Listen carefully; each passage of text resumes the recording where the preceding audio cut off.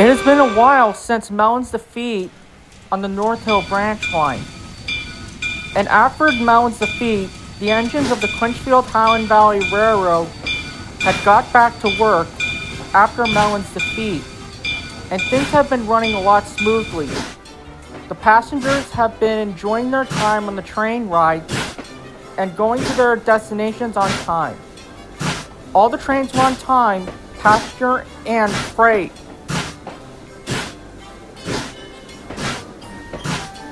A lot of the passengers and many of the people were happy that Melon was no longer a problem.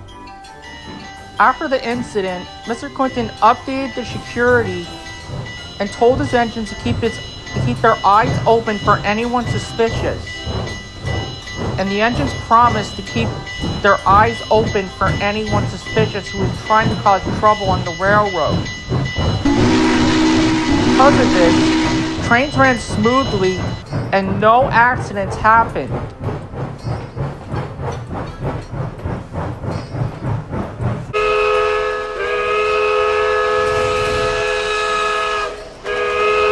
Freight traffic wasn't the only thing that returned to normal on the railroad.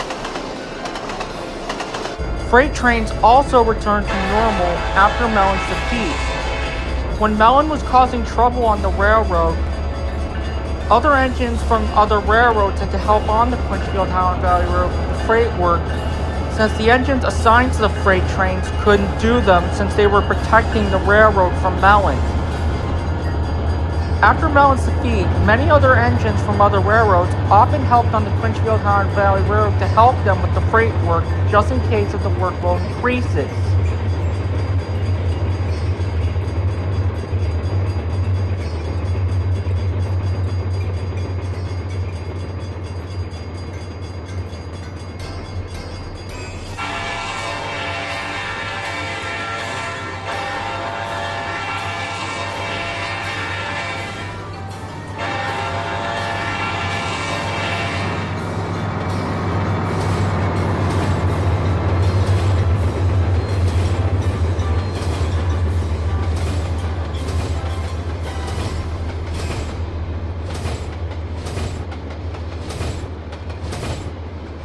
The weather had also improved on the railroad since the weather was getting colder and a lot windier, since the autumn season was on the way.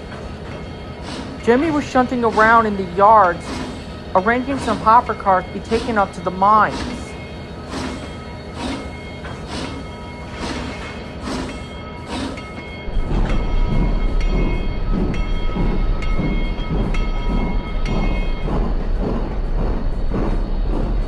Jimmy wasn't the only one there.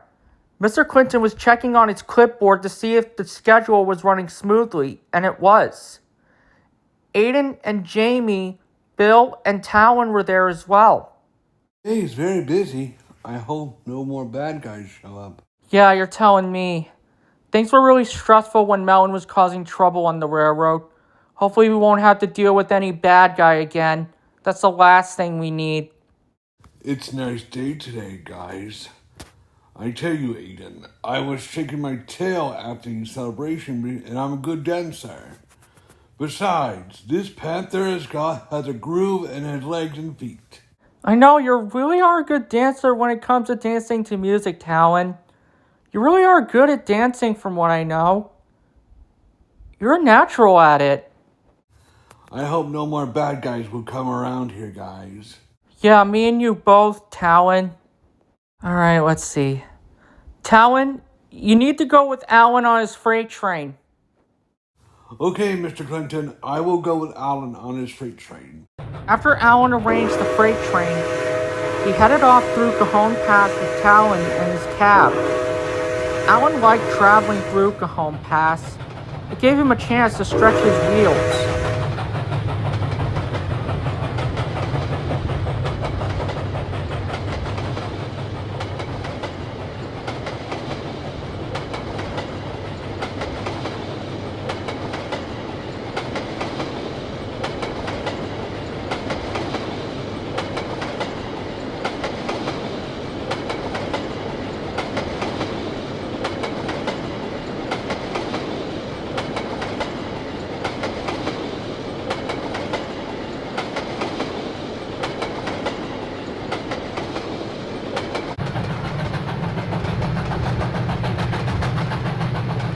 Now this is the life.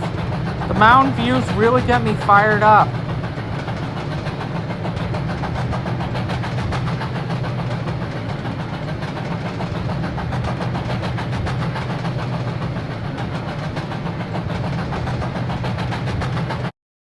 Talon was checking on Alan's gauges and controls to make sure they were good.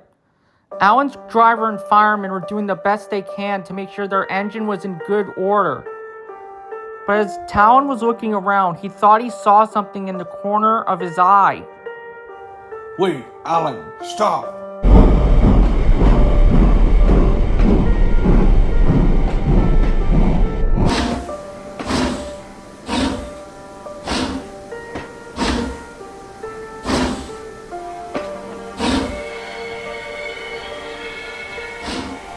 Talon, what's wrong? Alan looked over to the reason why Talon stopped him. There, on the hillside of one of the hills, were 3 wolves that Alan didn't recognize. Talon, who are those guys?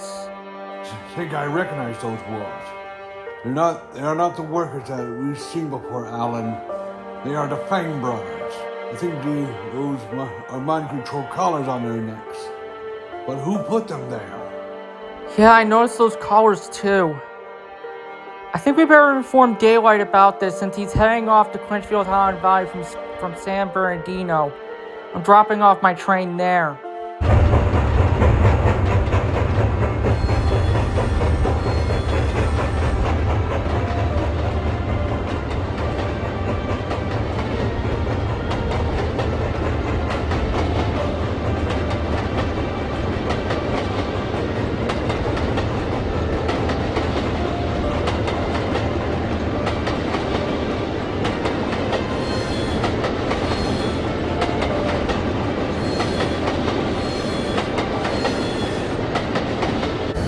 Alan informed Daylight of what he saw, and Daylight returned to Clinchfield Highland Valley with his passenger train. Talon flew back to Clinchfield Highland Valley while Alan was getting ready to return to Clinchfield Highland Valley.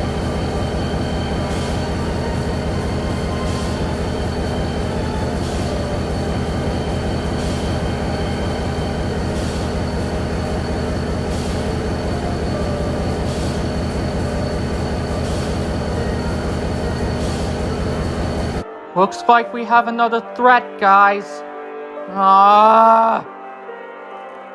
Haven't we had enough already? Talon, do you know who that is? I think it was one of the bad guys I fought who put the collars on the wolves, Clinchfield. Do you know that guy, Talon? What's his name? Beowulf is a wolf who's working for a lion named Carmine. I don't know what his plan is, but we need to help those wolves first. Do you think you might remove the collars by touching them, Talon? Do you think that might work? I don't know if I can remove the collar by touching it, Daylight. It might shock me. We better keep our eyes open for Beowulf if he's trying to cause trouble. We're not gonna have another bad guy on this railroad. La la la la la la la la la. I'm not listening to you. Jimmy! Alright. Sorry, sheesh. I just don't want to deal with any more bad guys, Daylight. You have to deal with it, Jimmy. Fine. We will think of a plan, guys. I will contact my clan just in case the situation gets out of hand. Thank you, Talon. I just hope we get out of this situation. I had enough of bad guys already. I promise you, Mr. Clinton, we will find a way to get the collars off. How do you know what you're doing, Talon? I don't understand how you think of plans logically. How do you do it? The best way to make a plan is by taking our time, Jimmy. That way we won't take them by surprise. We will help the Fang brothers, guys. Don't worry. Talon knows what he's doing, Engines, and I trust him. Talon is a very experienced gargoyle, and I trust him. And I'm sure his clan will help us as well. Yes, sir. But unknown to the engines and Talon, one of the werewolf brothers, Ripper, was peeking over a mountain, and he's seen everything. But he kept quiet. But unknown to him, Beowulf's plan is going to backfire. What will happen next? That will wait for the next part.